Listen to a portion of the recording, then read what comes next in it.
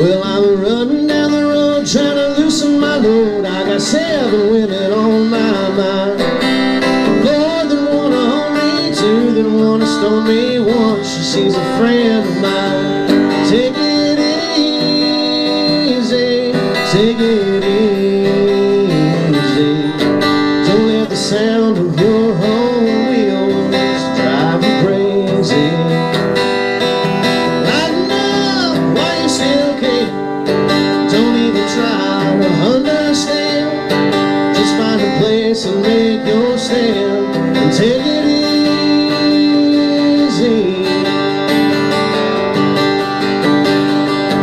Well, I'm standing on a corner in Winslow, Arizona. Such a fine sight to see.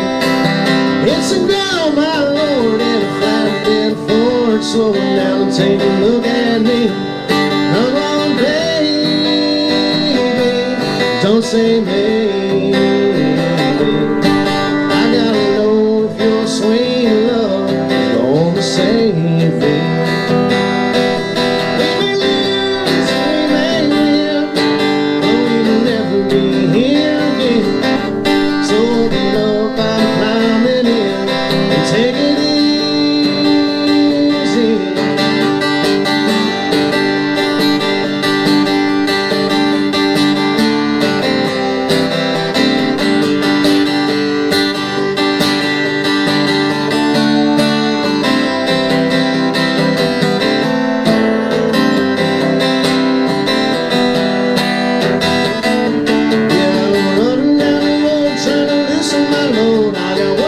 Trouble on my mind. Looking for a lover who won't blow my cover. So hard to find. Hug it easy, take it easy. Don't let the sound of your home wheels drive you crazy. Come on, baby, don't say maybe. Sweet love gonna save me.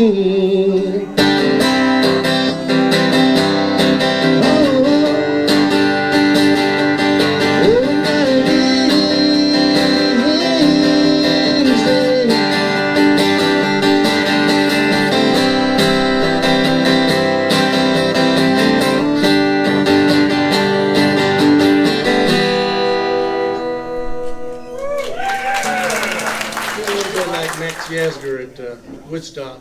He said, I don't know how to talk in front of 20 people one time, much less a crowd like this. I hate talking. I've been up since 2 o'clock, had to drop some pills to get through this anxiety. You know, kind of like the old days. Things may not go right. Take some mescaline, you'll be all right. No, I can't handle that, man. I've been there. All right. I want to say a little something about this sign down here. It was originally to be placed at Chandler, Indiana Raceway by Alexander and Duncan.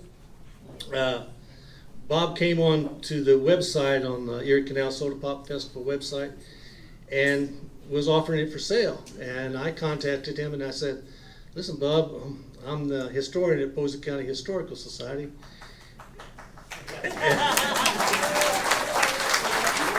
And would you think about donating it to us? And he was proud to do it. And over on that table we have a certificate of authenticity that this originally was part of the entranceway to Chandler before the injunction stopped it. It sat in his ex-wife's home, I believe, for 47 years. And I went and got it and brought it home, and we hang it in the Historical Society. So we look back on 50 years ago,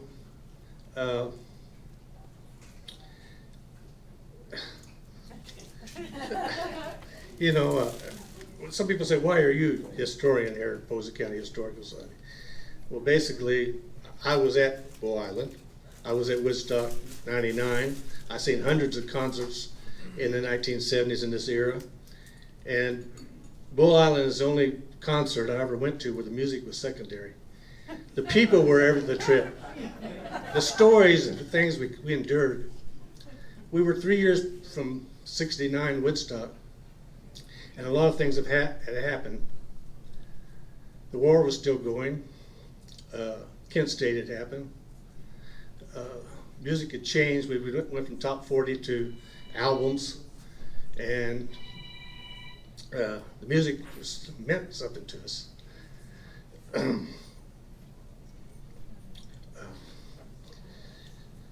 Terry and I, my wife, my young wife at 16, a beautiful girl wherever she's at with that hat on, there she is right down here. We were at the first concert at Posey Field that Alexander and Duncan Dunn called the Freedom Fest and Ice Cream Social. So I don't know, I didn't know ice cream there, but I remember the rockets just flew straight over our heads instead of up, and it was like a war zone. It was foggy. It went about 18 hours. People were swimming in Garvin Park. They had to tear gas some of the people, but they opened the gates and we sang. We saw some great acts. Ike and Tina Turner, Spirit, Country Joe McDonald, John Lee Hooker. Anybody remember Edgar Winter and White Trash? Some great bands, probably more. And so Mayor Lloyd, who some of you remember was assassinated, told the promoters that there would never be another thing like this. And I heard that they kind of laughed and said we had something bigger planned. So Bull Island existed, and people were everywhere. Every park, Sunset Park, Murphy Park, they were in every town looking for it. Something had to happen. And to their credit, they found something. As imperfect as it was, most of us got in, most people got in for nothing. And by the way, his daughter Tracy's here, and she'll collect that $20 if you got it. Love you, girl. I paid both of them, and so you got in for nothing or $20. So what the hell? You know, we made it. We took care of each other, and most of our memories are good. At least mine are. We got 300,000 people. We all got 300,000 memories. So we got some guests here, and I want to get off the stage. All right, some of them have got other commitments. So I'm going to start out with author Dan Davis, who's got this little book on the Bull Island Festival. Dan? 50 years. Just out of curiosity, how many of you were at Bull Island 50 years ago? All right. Wow. Well, congratulations on making it this far. My own memory of Bull Island is hazy. I remember bits and pieces. I remember little bits of the band. My voice was hazy too, apparently. My memory of Bull Island is pretty hazy. I remember the bands a little bit. I remember a lot of people walking around, and everything I could think of in that book, everything I could remember, I put in that book, except for a couple of details I thought of later. So that was my whole memory of that thing. And I've been researching it for several years. I had a file cabinet starting to fill up with printouts from Bull Island. And I retired from my pipeline company after 40 years in 2019. And I started doing more research because I had more time on my hands, and then COVID hit. And with COVID, I was home all the time anyway, so I really started researching it deeper. And after a while, I thought, you know, I'm home all the time. I'd like to read a book on this. And I started searching. I thought 300,000 people almost were there. I thought there'd be something, and there was nothing. And I thought, well, I looked at the file cabinet, and it was bulging with papers. And I thought maybe I could stick something together. So I started trying to piece the thing together. And first thing I did was go to my buddies that I knew were there and from my hometown. And I said, man, I'm trying to get a book together. Can you give me some comments to put in? And 9 times out of 10, they said, man, I don't remember anything. So, so with the comments I was getting, I got my cards out of order. So after I asked my friends and got just a little bit I could off of them, I started trying to find pictures. And if you get online, you can find Bull Island pictures, but a lot of them are kind of fuzzy, just what people snapped while they were there. But the vast majority of pictures were taken by a photographer from Evansville named Sonny Brown, and he was quite a character. And he only managed to get a picture of Ravi Shankar on stage. He said after that he couldn't get close enough to the stage to take pictures of the bands. But he did manage to get pictures of naked girls swimming in the Wabash and naked girls walking in the crowd. Yeah, he got close enough for that. But I got a hold of a lady at, well, the pictures are all in the Southern Indiana ISU. It was in the ISU USI, what is it? USI, sorry. In their digital library, and the lady that runs that, her name is Jennifer Green, and I got a hold of her and said, how do I get permission to put the pictures in the book? And she said, well, just I'll email you a form, you put what number picture you want, and send it back to me. And I sent it to her, and she sent back, she approved all of them. So I had my pictures for the book, and then I started searching social media for people's comments, and the Erie Canal Soda Pop Festival Facebook page is a gold mine of comments. I've got a bunch out of there. There's probably several people in here that I use their comments. I know Ray, I got I think 4 times in there. And so I got all that in there. And then I started researching the bands, and every band had a website with a concert archive link, and you could click on it and it would tell you where they were at any certain time. So then I knew when they were at Bull Island, where they came from to get to Bull Island, and where they were after Bull Island. So I started getting all that together. I couldn't find some bands because they didn't have a website like that, but I went by just anything I could find on the internet. I know I got some of them wrong on the day. I know the Eagles were there on Sunday and I put Monday, but for the most part I think I guessed fairly decently on that. So with all the comments and the pictures and the social media and the band information and my story kind of sprinkled in between everything, it started coming together. And it's funny, everybody remembers seeing Ted Nugent and the Amboy Dukes, and Black Oak, Arkansas, Albert King, Canned Heat, of course Cheech and Chong, even though they were on stage for 15-20 minutes. And a few people remember seeing Foghat and the Eagles, Doobie Brothers, Rory Gallagher, Nazareth, and Bertha. I remember Bertha, the all-girl band, was there, and they were pretty good. Bertha has balls. Bertha has balls was their motto. Yep. Yep. I've only found one person that remembers seeing Bob Seger. Does anybody remember seeing Bob Seger? Yeah. According to his website, he was there, but maybe he got there and just left. Yeah, I might just came, looked, and left. And Santana was supposedly there. It shows on their website. Does anybody remember seeing Santana there? See, that would have been a big deal. He was at Woodstock, so you could think he'd be there. But the archives say he was there. I know everybody remembers the turd field. I remember opening up one of those porta-johns and looking in and saying, nope. And got directions to the turd field. I had a group of people trying to find it for my hometown. About the only time I saw anybody from that group was in the turd field. He was doing the same thing I was, about 30 or 40 feet away from me. So I waved at him, and then people got between us, and when I looked up, he was gone, so I still never found my group there. There was also the trash trench, or the trash ditch. A lot of people call it the shit ditch. I knew people were using it too, but you had to pretty much give up all modesty because you were right out in the middle of everything. I mentioned on a radio interview I did the other day about something I'd forgotten about, and I wish I'd remembered before I got in the book. Does anybody remember the yodeler? Well, I do. I remember after when all the bands were off the stage and it was kind of quiet, there was a guy in the crowd would yodel at the top of his lungs. And I remember hearing him. Maybe he was a little closer to where I was than everybody else, but I remember the late yodeler. There's also a girl walking around stark naked with a pizza box like a loincloth with the price of LSD written on it. Well, she probably has some pretty good sales doing that. And there was another guy that was in our area. My buddy John that was with me saw him several times. I don't remember the guy, but he said there's a guy walking around our area that was wearing a cowboy hat, a backpack, and hiking boots, and nothing else. And he said he walked by our tent several times. And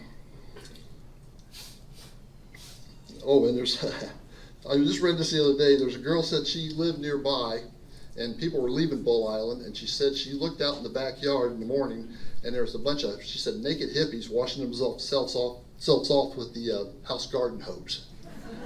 So that'd be a way to wake up. The concession trailer. I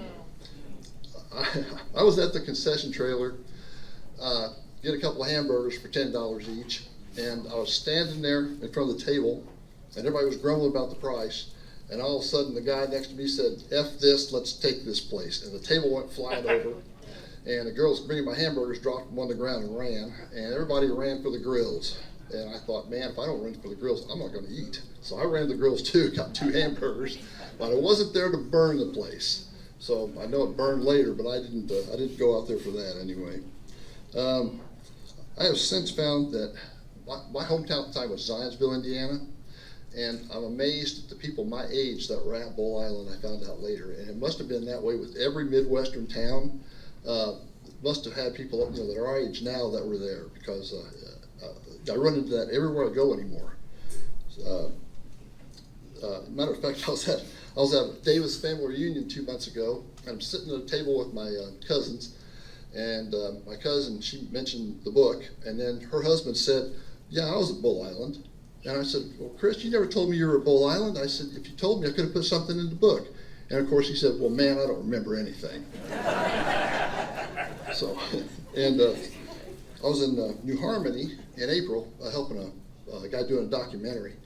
And we went to the, I think it's called the Atheum. It's like a tourist center. Athenaeum. This nice lady named Missy was showing us around, showed us the New Harmony film and all that, the history of New Harmony. And she asked what we were doing there, and I mentioned, I was there for a documentary on Bull Island. And she says, "Well, I was at Bull Island," which of course, everybody was at Bull Island. And I said, "Well, let me get you a book." So we went out to my car, and I was getting her a book to sign. And about that time, a lady pulled up, rolled her window down, says, What are you doing, Missy?" And she says, "Well, he's going to give me a book on Bull Island." And the lady goes, "Well, I was at Bull Island." So I thought, everybody down here at a certain age must have been at Bull Island. This is kind of off the wall. I thought about this when I was driving down here, but someday maybe there might be a virtual reality game, video game, and kids can put virtual reality goggles on and see Bull Island and see, the bands and people swimming in the Wabash and everybody muddy and drug alley and the food trucks burning and all that, and they probably think, yeah, this could never happen. Well, we know it happened. I'd like to thank Ray Kessler and Becky Higgins for having me here today, and I'll have signed books for sale if anybody's still interested in buying some. Thanks for having me, and I hope I see you all at the 75th anniversary in 2047. Hey, how old were you? How old were you? 19. What, you had guitar picks to throw out? I forgot a few things. First of all, I want to tell my experience. What I remember of it. 2 guys that I went in with were Bob Roby and Marion Schuler. They're both gone.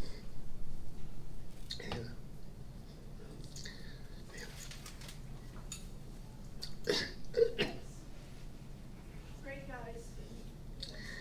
And last year, I guess it was, during COVID, Marion Schuler's family and I went to Bull Island and spread his ashes.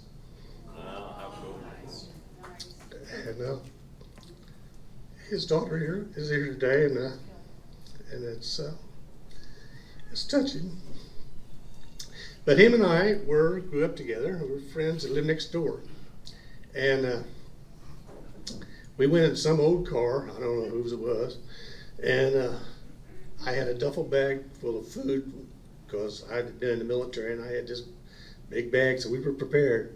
And I had a case of Boone's Farm apple wine, which I think was the only type of wine they had at the time was Boone's Farm apple wine, unless you was drinking Jenny Springsteen's when it was high up. And so we carried that all the way in there. And on the way, I think we seen Randy King here. We run into him. That's strange. You just run into people with 300,000 people, just run into somebody you know. So that was one experience that I had. And the other one I want to say is after one of the rainstorms, there was 13 people in our tent. I didn't know 11 of them. At the time, we got to know each other a little better. And so it was kind of cool that morning and a little foggy, and there was a carpeted van with the doors open playing the oldies at WJPS while there wasn't no music.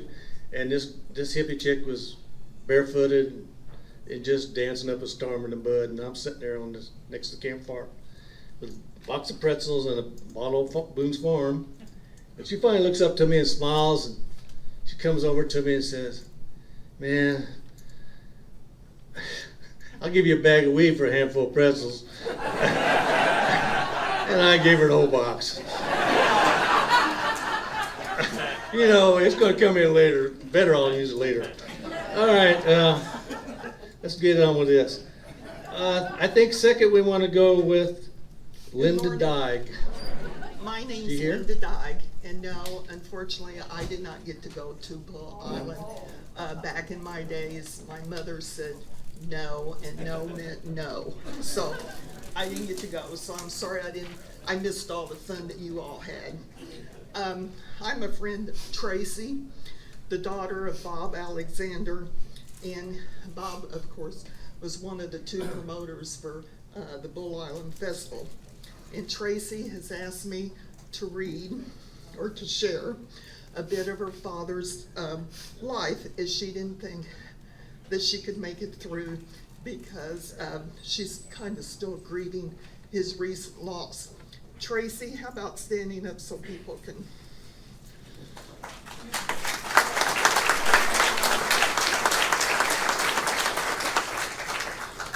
Okay. My father, Bob Alexander, was born in a small town in Wytheville, Virginia. At 14 years old, he lied about his age and he joined the Army so he could travel the world.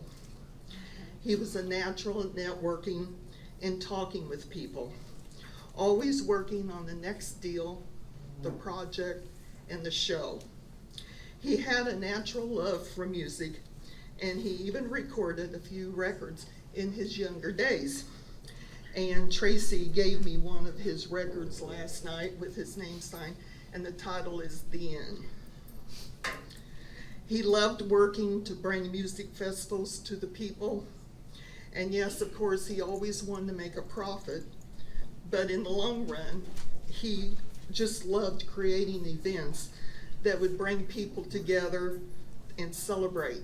He craved the thrill and electricity you can only get from attending a live music festival. I was only 9 years old when the Soda Pop Festival on Bull Island happened. Although afterwards, a lot of publicity was negative, and I only seemed to encounter people who had the time of their lives or couldn't remember. The subsequent lawsuits and the hassles that the family had to endure did not stop him from continuing his work in music and television promotions. It was his calling and it was his passion. Dad would be here right now with me if he could. He would be honored to be remembered and so happy that you have come together to commemorate the 50th anniversary of Bull Island. And Tracy wanted to thank everybody for coming today and sharing the pictures and the stories. And she also wants to say a special thank you to Ray Kessler and to Herschel Gossett for helping to keep those wonderful memories alive. Thank you. Talk to the fuzz. Where's former Deputy Sheriff Carl Dick? Is he here? Find him. Yeah. Well, look him all here. I just think we were get everybody together that was up there we couldn't catch. We caught everybody today, so I'm gonna bring the truck in here. We'll haul him on the bus. No, that was something to see. I worked mostly up on the levee, keeping it open, keeping the highways open. And I could go home at nighttime and still be high on drugs. Well, I say, change them clothes, leave them outside.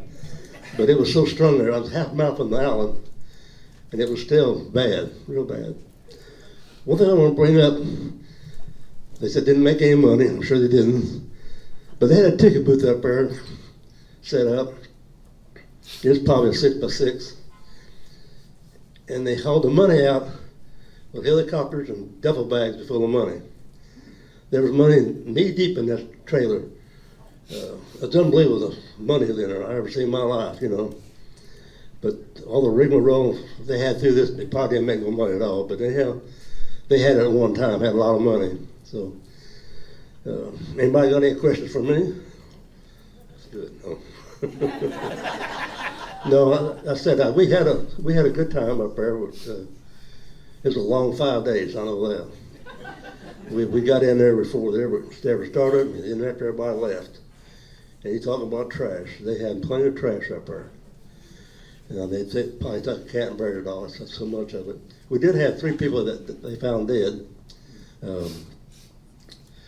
I can't remember. It seemed like it was all boys, and it was all from out of state. But we don't know where they died from. But there was 3 of them that we got out of there. So I do remember that, hauling them out and taking them to the funeral home. Was it kind of a Woodstock scenario in that really tickets were not sold after a certain amount of time? I don't know about the ticket part of it. We did find some tickets laying on the ground, and we give them somebody, and they was happy as lark they got in. But I'll tell you another story happened. They had a football team, I think it was Chicago Bears football team, was security. They're supposed to keep everybody all shining in. But anyhow, they're having trouble getting the tickets, getting in there, so there's about 300-400 of them out there standing beside the thing, getting ready to go in, and couldn't get in. I walked over and I said, "What's the problem?" "Oh, we can't get in, it's just too dang on crowded."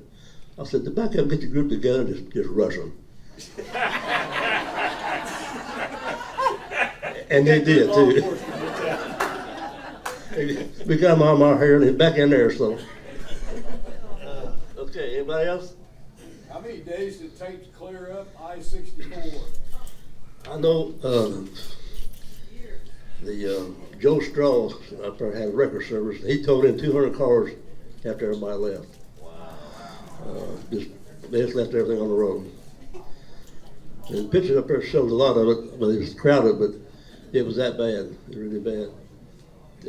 It was probably a week or so after he got all the trucks and cars off the road. Is the farmer still alive that had the property? Well, I don't know. He lives in Jasper. I was hoping he'd be here. No, it's been sold a couple of times now. Sold again now. So, but the guy that owned the start with lives in Jasper. Yeah. Thank you. Good. Okay, very good. Good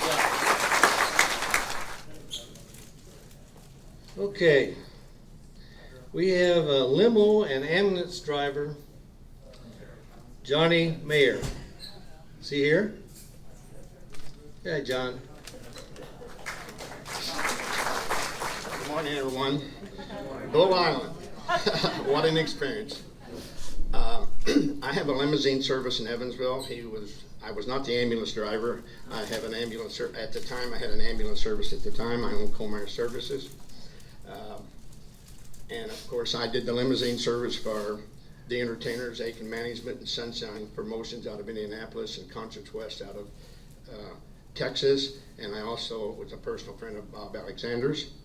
And everyone knows that this was supposed to happen at the drag strip in Chandler, Indiana. And because of the injunctions that were put against it, it was moved to Bull Island. And all the Porta Johns and everything were at Chandler.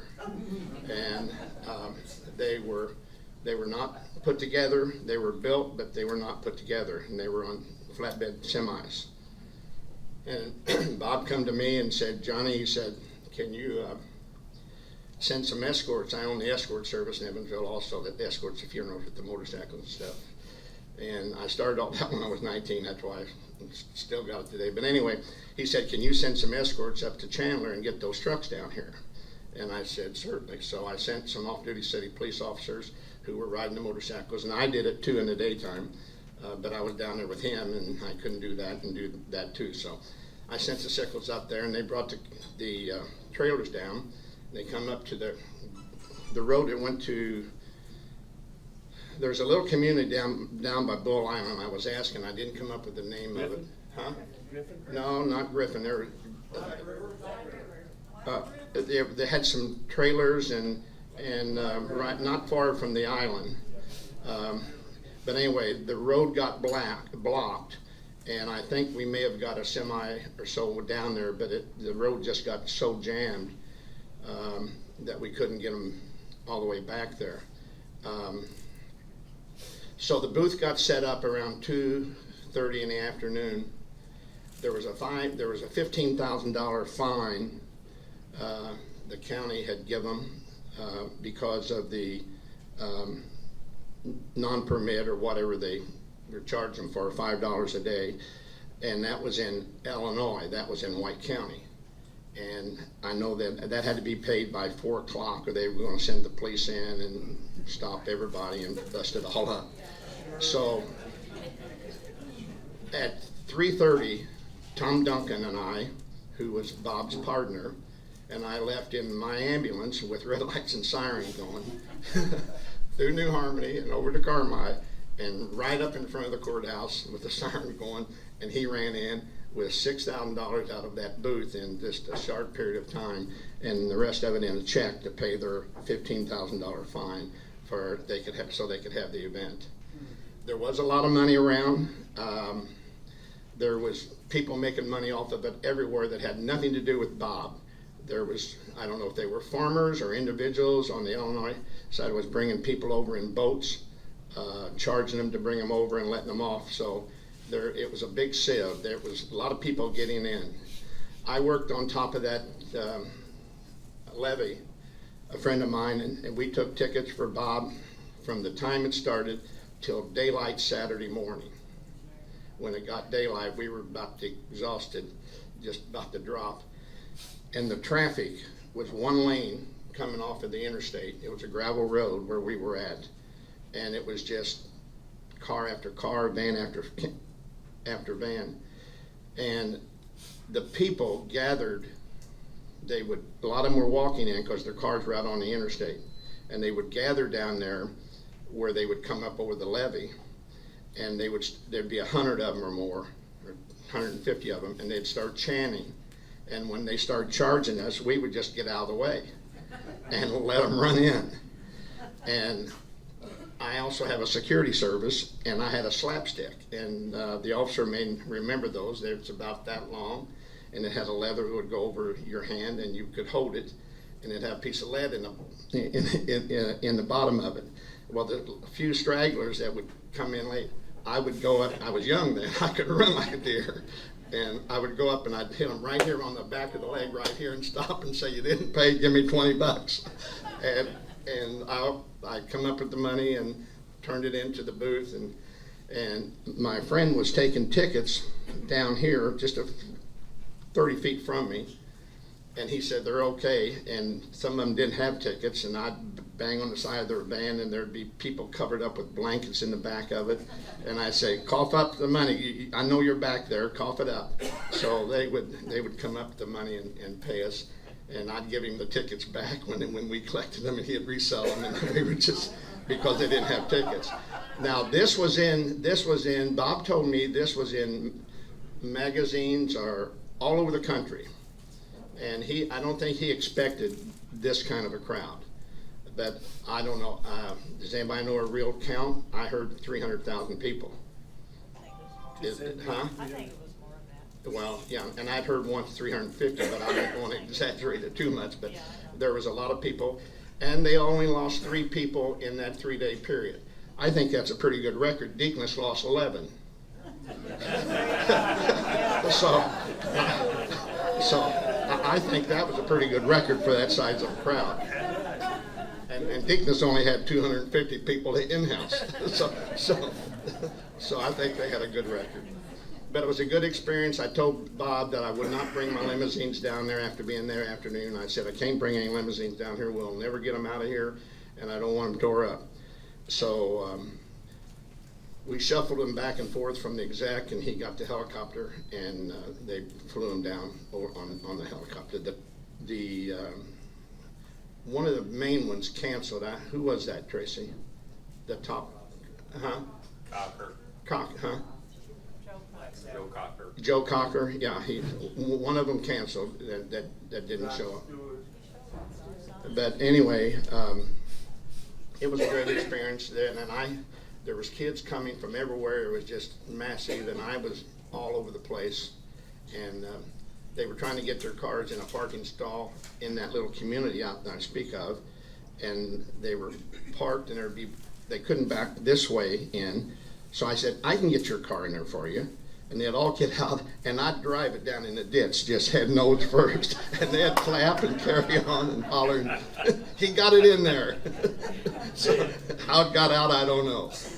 But anyway, and then I had a place down at Barkley Lake, and our family went down there. And then on Monday we came back, and I had two little miniature Harley-Davidson sickles, and we brought them back down here on Monday afternoon.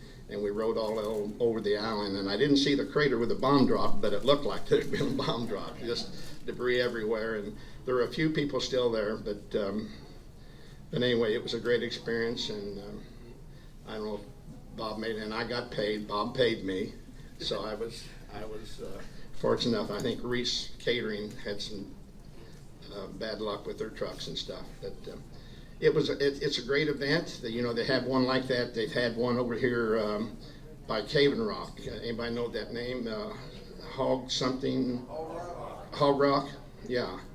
I took Bobby Brown over there a few years ago, and I had 6 cars over there driving entertainers, and it was the same thing. The police were not in on their 100 acres, but they were out along the highway all along waiting on cars to come out and seeing what they could find then. But so I think it would work today if somebody had a lot of money and could put it together and secure it better than that was secured, because there was plenty of money everywhere. Okay. Very good. Thank you. Oh, that was cool. I got in touch with the guy who was in the last band that played, a band called Bang. Frank Ferrara is a lead singer and guitarist for them, and they still play. They're from Pennsylvania, and no sooner they got their equipment off the stage was set afire. But he wished everybody a good anniversary. He said he didn't get paid. But the Doobie Brothers gave him $500 to get out of Dodge. And this story, I don't know if it's true or not, but I hear it is. I told the daughter of Jim Dandy of Black Oak, Arkansas, her name is Piper Bangram, about this story that's come up about Bow Island. Maybe somebody can tell me if it's true or not. That they wanted to release white doves of signs of peace to the concert, and they couldn't find any doves, so they bought pigeons. And evidently pigeons don't fly at night or something, I don't know. And so they kind of like hung around. The guitarist said it just like hung on his amp and his guitar. It's kind of like the Woodstock emblem, you know, with the little birds on it. And so they just hung there the whole time, you know, they were doing their business too, so it was pretty messy up there. But I thought that was a pretty cool story, whether it's true or not. Okay, let's go with a roadie for CK Thunder out of St. Louis. Mr. Jim Treese? Trees. All right. Nobody will believe me, so say cheese. My name's Jim Treese. I was 2 months short of my 2 months short of my 16th birthday. Still 15. My friend Ken Robinson was a local promoter in St. Louis, managed CK Thunder, and CK stands for Chuck Keel. There's rock stars, and then there's rock stars, and Chuck was one. He had a 1958 Les Paul Sunburst. And I'm gonna post an interview that Chuck just did, a podcast in St. Louis. It'll fill in some of the blanks. Listening to it the other day jogged a whole lot of memories. We pulled onto the lot, I believe it was Friday morning, onto the island, and there was nobody there.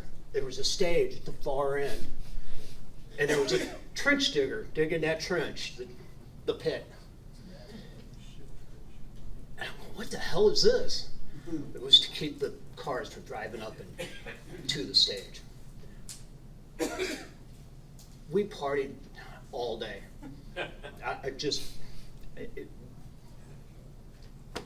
I'm lucky I'm still here. I got the new liver to prove it, you know. It's one of those deals. You and Crosby. If I had any more fun, we wouldn't be here today. Chuck was phenomenal. You've seen the picture of him. It looks like he's wearing a cape, and it's not. It's an outfit that he had made in St. Louis, and it was purple sleeves and a light purple underneath. So when he pulled his arm up, that cape would come out, or the sleeves would come down. We played a whole lot in the St. Louis area. Chuck's still out there. He's an artist today, and if you look him up on Facebook, he's incredible. This guy is very talented. Ken Robinson is on the West Coast now, and we're still good buddies. I've known Ken since I was 14, and we hung out and put on some concerts in the St. Louis area. Chuck Keel played Chuck Berry's 50th birthday at Chuck's farm. I happened to have the chance to be there, and after they finished, Chuck Berry and Albert King, and I want to say Muddy Waters, but there again, the memories are, but them guys played till dawn. So being around the business as long as I have, after I left St. Louis, I went to LA, and I don't want to name drop, but I worked for a lot of bands over the years. Go ahead. Yeah.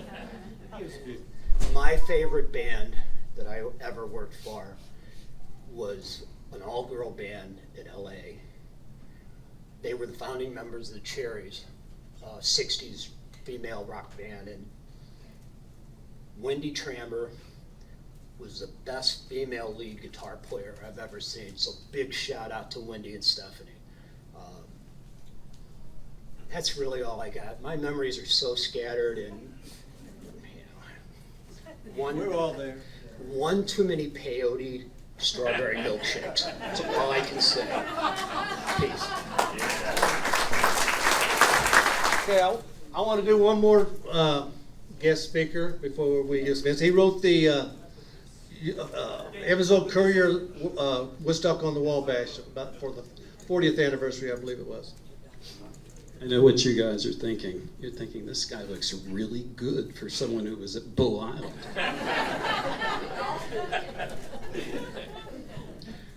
The truth is, I was 3 years old in 1972. I am the son and grandson, great-grandson of farmers from Gibson County.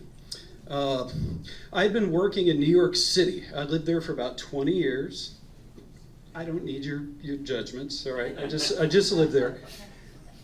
Southern Indiana kind of guy.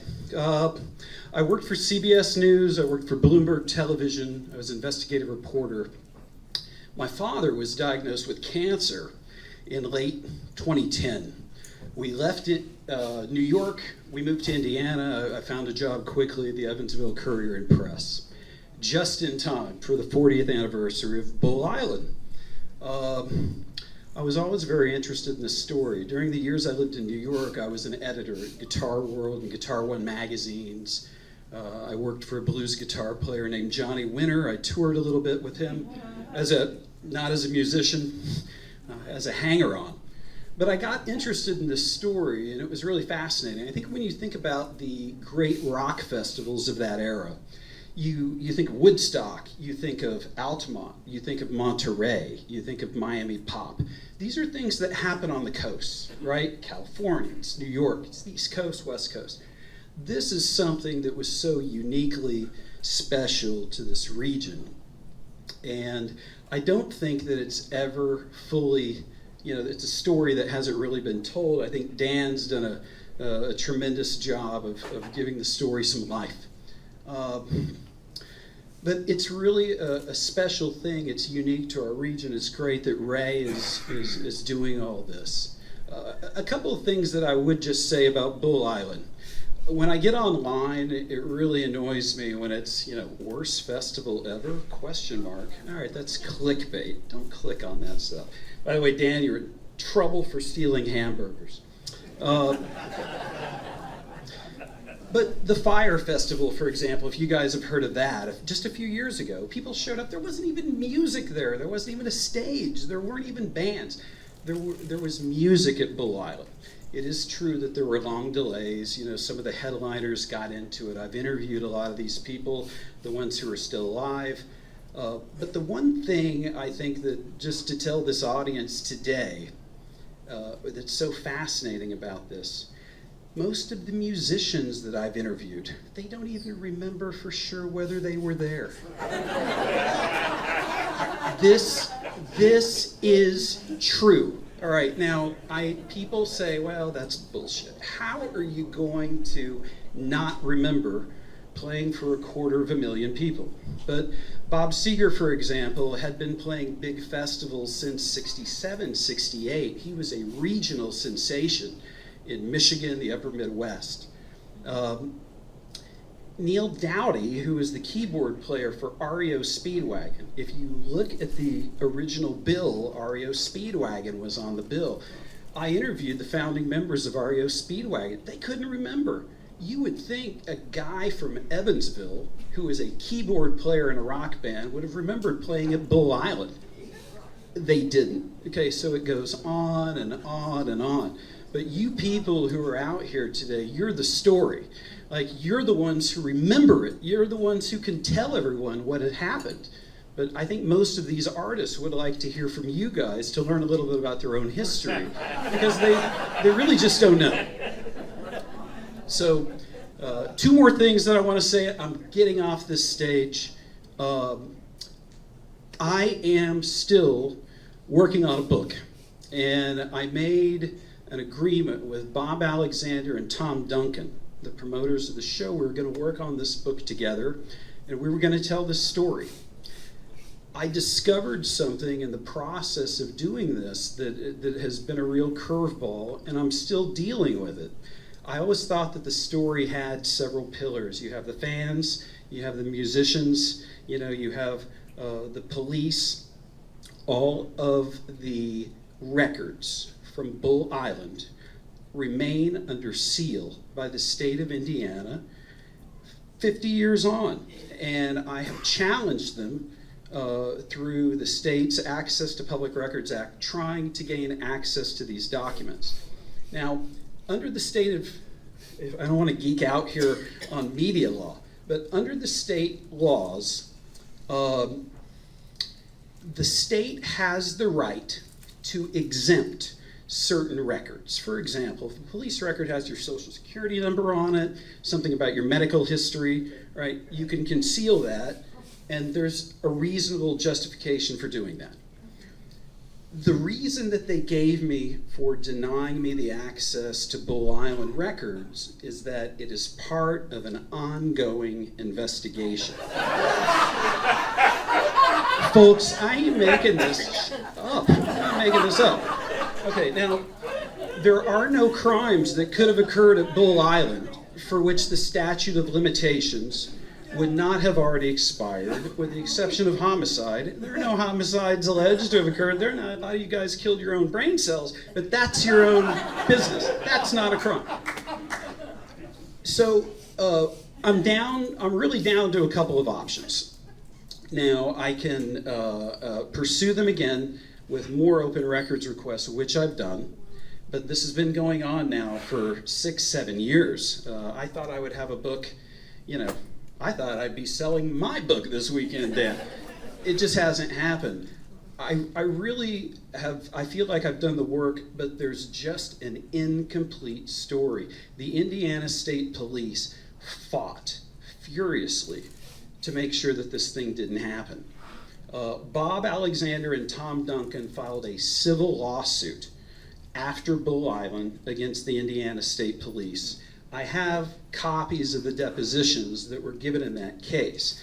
There are just some fascinating details there that Duncan and Alexander's attorneys were able to compel under oath, you can't lie in a deposition, about the efforts that the ISP went to stop it. They really didn't want it. And the Secretary of State in Indiana in 1972, if any of you old timers remember, was a guy named Theodore Sindak.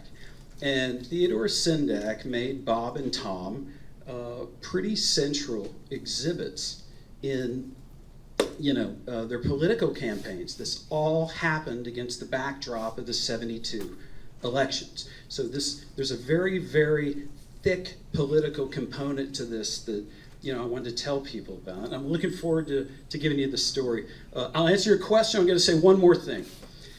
My biggest regret in this whole process is that Bob Alexander is not here. I was telling his daughter earlier that in this internet age, we have this strange thing where we have like Facebook friends, but people we haven't actually physically been in their presence. I've never felt affection for someone that I've never been in their presence the way I do Bob. I've spoken to him for dozens of hours, recorded the calls. He has taken me on a blow-by-blow account of what the final days, the final hours were like, the pressure that these guys were under to make a show happen. It's the kind of thing, I think it would have driven a lot of normal people to suicide. There were thousands of people on the river in Evansville, thousands camping out in Posey County. They were camping at Garvin Park, and the promoters didn't even have a site yet. I mean, try to imagine that.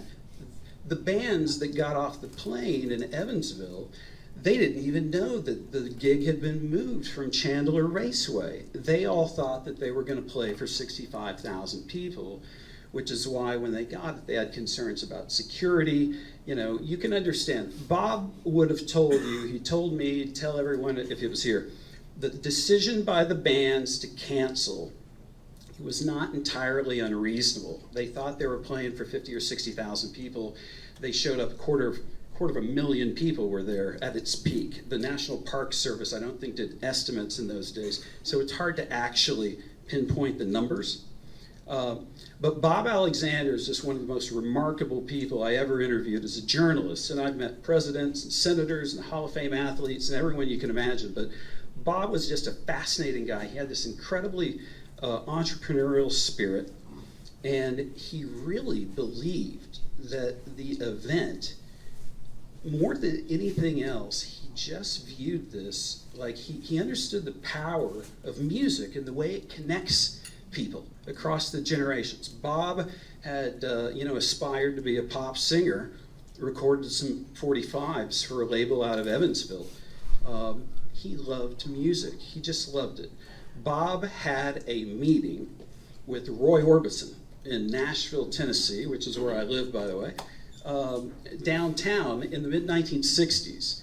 Orbison at that time was leaving his label, which was Monument Records. It's the label for which he recorded Pretty Woman and all these hits that you guys probably know. He was going to move to MGM. He was talking about it. And MGM's plans for Orbison involved films, just like they were doing with Elvis. Elvis had left live performance. He was making all these really shitty movies in Hollywood. But they were going to do something similar with Orbison.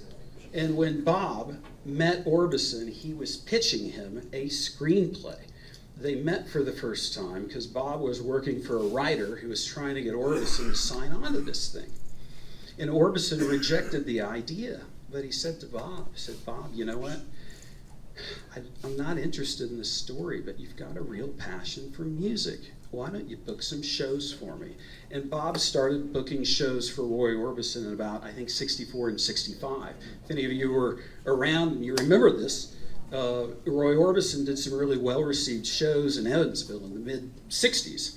And Bob Alexander brought Roy to Evansville. So Bob was a special person. None of us would be here today if it were not for him. And I just, nothing else to say. I could talk all day. I'm not going to do it. But for those of you that would like to communicate, would like to learn about my book project, want to share your stories with me. Our ambitions are big. We've got a lot of work done. I've done hundreds of interviews. I've got thousands of pages in my documents. But I really can't leave it until I get some resolution with the Indiana State Police, because so much of the story, it's under lock and key in Indianapolis right now. And I want to know that. So at some point, hopefully, before, what do we say, the 75th, when's the 75th anniversary? I hope to have it before then. But that's it. I thank everyone for listening to me. I thank everyone for coming. And I thank Ray for making this happen today. Thank you, Ray. Great. Awesome. Isn't that great? Give me another hand.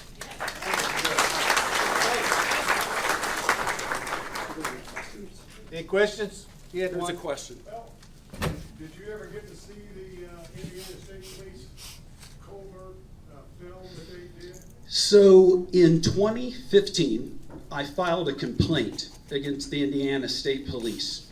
I filed it with a gentleman named Luke Britt. He was, at least at that time, he is Indiana's public access records counselor. I think I have that title correct. To be honest with you, he's a Pence appointee, and I didn't think there was any way I was going to get him to help me.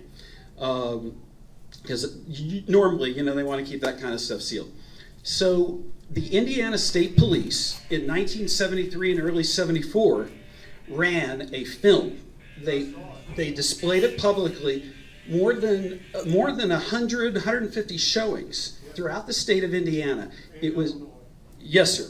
It was called Bull Island 1972. I don't know where they came up with that name. But I posted this video online, and if you haven't seen it, come find me and I'll send it to you. But I filed a complaint, and I had found in my research an Indiana State Police newsletter from 1973. And in this newsletter, they boasted about how many times they had shown this film. So when the state told me that that film was under seal, I made the argument to the state, you can't possibly display it publicly and then tell me 50 years later it's under lock. That makes no sense. So that's how I got that film. That is about 17 minutes. Now, there are, best I can tell, folks, there are hours and hours and hours. The law enforcement folks who are with us today, Indiana State Police, there were a bunch of them there. They were undercover, they weren't wearing uniforms, and they had 8 or 16 millimeter cameras, whatever the technology of the day was. And they went around the site and they were filming people. Some of the film is very voyeuristic. It's just people shooting up. It is people snorting coke. I think Ray's in there probably a couple. But a lot of it is just, to be honest with you, it's just naked 19-year-olds swimming in the Wabash River. That's what a lot of it is. But they really fought me tooth and nail on the release of it, but it was only because I could demonstrate to the state that this had already been shown. In journalism, once public documents are available, it's very hard ex post facto, after the fact, to say, sorry, now we got to put it under lock and key. Judges don't usually let you get away with that. The rest of the stuff, though, hasn't been shown or seen at all, and that's why I can't get it. So the last thing that I can do is sue them. We're getting close to doing that, but if I sue them, that's just going to lead to a protracted process. It's going to probably take another 10 years to get a book done. So, you can, in life, sometimes you get further with a French tickler than you do a sledgehammer. Any other questions? If you want to geek out on Bull Island. Yes, sir. How could they justify doing that in Illinois? Well, you make a really good point, because Bull Island, this is one of the arguments I made against the Indiana State Police. They didn't even have jurisdiction at Bull Island. Now, they did out on 46, that route leading into Griffin. But as I'm sure everyone in this room knows, Bull Island is in Illinois. And the Indiana State Police said, or excuse me, the Illinois State Police said, no thanks. This is Indiana's problem, because all the traffic was coming in basically, to the Indiana side of the Wabash. So the Indiana State Police, for all the, by the way, if you're a police officer or related to a police officer, I'm a big fan of the police, all right? I'm not some defund the police kind of guy. I love the cops, all right? I'm talking just about, what happened 50 years ago. But the Illinois State Police wanted no part of this. And the Indiana State Police, unless you committed a crime that happened outside of the festival grounds, okay, you were basically scot-free. A lot of people had told me, that there were police outside the gate, but once you walked in the gate, it was a drug bazaar, and there were very few arrests for drug use at Bull Island. The main reason for that is it would have taken hours to get them out of there.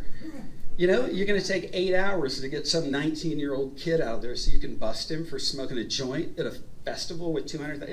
It just didn't make any sense. So that's why that happened. But the justifications, in my opinion, it's bogus. But I'm not a lawyer, so we'll figure that out. Any others?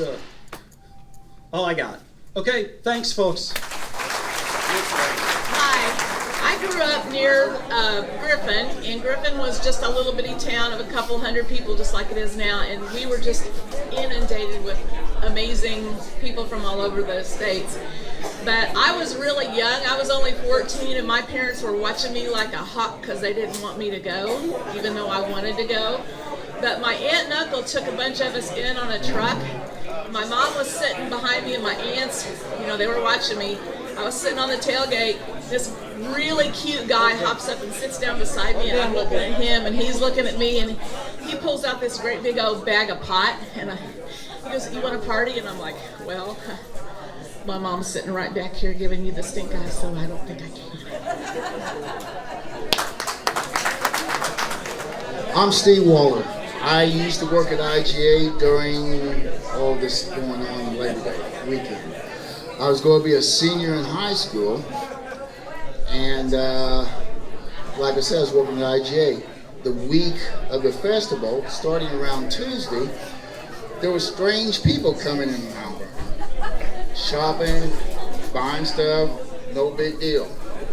By Wednesday, a lot of people in the store did not recognize. And I'm from Mount Vernon, so I know who's who. By the time Thursday came along, we was out of most meats, canned goods. Only thing we had was medicine and baby food. Friday went up there with my mom and dad to check it out. We got on 64, couldn't believe how many cars were on 64. In Meridian, on the side. We had to go to Illinois, a ways in Illinois, to turn around and come back, because there's no place to turn around in. Saturday, I went up there with two co-workers from IGA, Debbie Harper and Kay Wagner. Spent the night up there. I think Oriole Speedwagon played Saturday night, I'm not sure. Joel Cocker was up there Saturday night. The place was just amazing. You never seen that many people in all your life in one spot, except if you seen Woodstock. That's the only time. Spent the night Saturday night, got up Sunday morning. Muddy, stinking, dirty, hungry. I was telling somebody a while ago, it looked like a war zone because the Reese catering trucks were turned over on fire. Most of them were, because they was charging $5 for a hot dog and $10 for a hamburger back in 1972. A lot of people didn't have the money. They was hungry. What are they going to do? They charged the place. So I got up wandering around, hungry myself, trying to find something. Got to the Reese catering truck, turned over, burning. There's a mirror in the mud. I grabbed it and I still have it at home. That's my souvenir. Got with a couple of buddies of mine who drove the car inside. Asked them, we go home, get cleaned up, washed all this stink off of it. I mean, because we stink. It was bad. So I drove my buddy's car, Dave Schutz, had a 1967 GTX. One of them boats, probably about as long from here to that wall. Got home, got cleaned up. There were still people hitchhiking to the concert on Sunday afternoon when we was driving back. Drove on the levee. There was 4 of us in the car, and there was 22 people on the car. Still hitchhiking. It was on the trunk, it was on the hood, it was on the top. The back bumper was hitting the ground as I was going along the levee. That's how many people was on it. Got there and we was waiting for Black Sabbath. Black Sabbath was in the helicopter above, hovering around. They never did land. You remember that? No, they didn't show. They didn't show. About every 15 minutes, every 30 minutes, they was calling for a medic because somebody OD'd. There's a guy out there selling blotter acid, I guess, laced with rat poison. A lot of people got hurt, sick. I think they caught him that last day. And I heard they broke both his arms, broke his legs. Did you hear anything about that, Ray? No.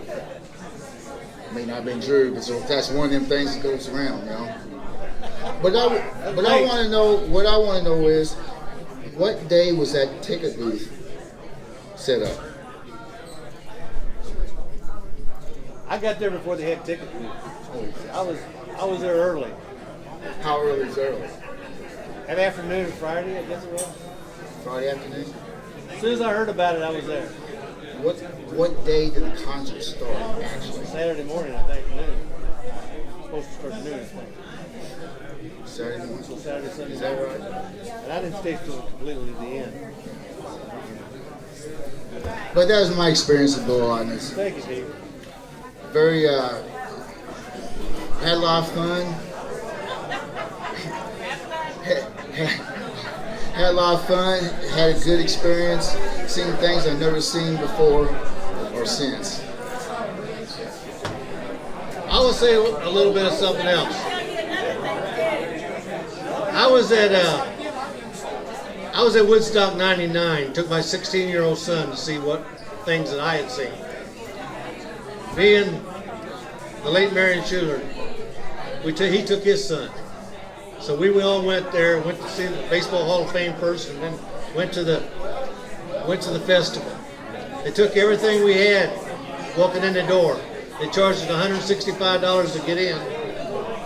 They took all our food, all our water, and then charged us for it. $4 for bottled water, $8 for a pizza. Everything else was high. It was over 110 degrees.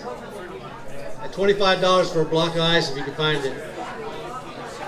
And the contrast of 28, how many years that is, 27 years between festivals for me was unbelievable. Woodstock had 2 big side screens on each side of the big stage. They had screens out every 100 yards. You could see the bands. Some of it was amazing. You had a schedule when the bands would play on 2 different stages, a mile and a half apart. That was amazing. We had our own campgrounds. We just didn't go in and park your car and that was it. But the vibe of the crowd was so much different. The vibe of the crowd in '99, especially on Saturday night when you had Metallica, Limp Bizkit, Rage Against the Machine. These bands like that were not our bands that I grew up with so much, and they pushed that crowd into anarchy. But the promoters were charging these outlandish prices, and people got fed up, and MTV even left. And the last band was the Red Hot Chili Peppers. And we were hanging up, and I told my son to stay close to me this day because on the third day things get bad. And of course every day the garbage piles up, you know. The fountains are broken, the toilets are full, the campgrounds are a mess. And fires started going. They took those pizza boxes and stuck them where the tires were and lit them. And all these tires had these fires burning the last day. And it got worse and worse and worse. And the venue was where they sold clothing and things. They raided those semis, and the propane tanks were exploding, and the place was on fire. It was just an awful scene. We walked out after that last band through what was the walls to the parking lot to escape, and we were bumping bumpers all the way out, and we're not letting anybody through. They was climbing over to your hoods, and fire trucks and police and maybe National Guard were coming in. It was not exactly peace and love. You know, some of us tried, but there just takes some people that had that in them, that they just believe in just destroying what the good name of Woodstock had. It's 72, we're 3 years past the first original Woodstock. There was still a lot of our generation was different, and we were going to do something in our lives to make the world a better place. And maybe that didn't happen. But still, yeah, we found a way to get together with the drugs and facing no food and water. And from my perspective, what I saw, we still had a lot of that feeling of my generation. And I didn't see it at 99. Maybe it's just what I saw. But I just wanted to relate that.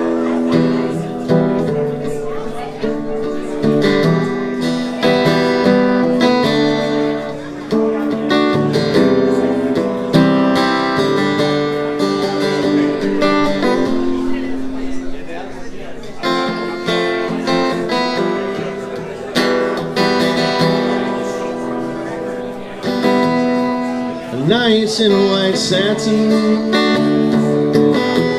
never reaching you. Letters I've written, never meaning to send. Beauty I always knew, with those eyes before. Just what the truth is, I can't say anymore. 'Cause I love you. Yes, I love you.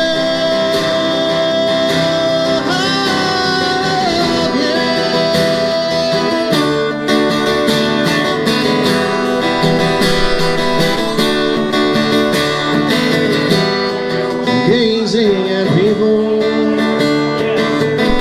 some walk hand in hand. Just what I'm going through, they can't understand. Some try to tell me thoughts they cannot feel. Just what will be at the end. 'Cause I love you. Yes, I love you. I love